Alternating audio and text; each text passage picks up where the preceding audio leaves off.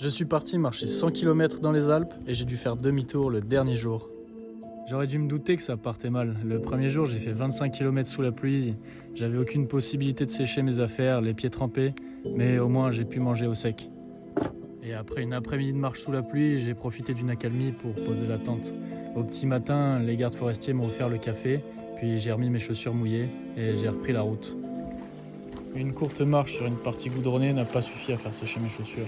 J'ai retrouvé les rivières, les torrents, et de toute façon, il s'est remis à pleuvoir.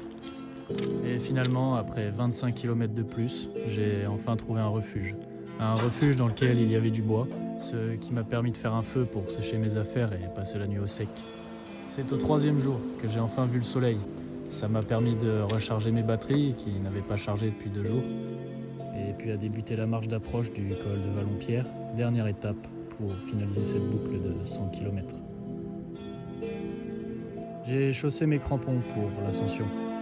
Heureusement que je les avais, elle n'aurait pas été possible autrement.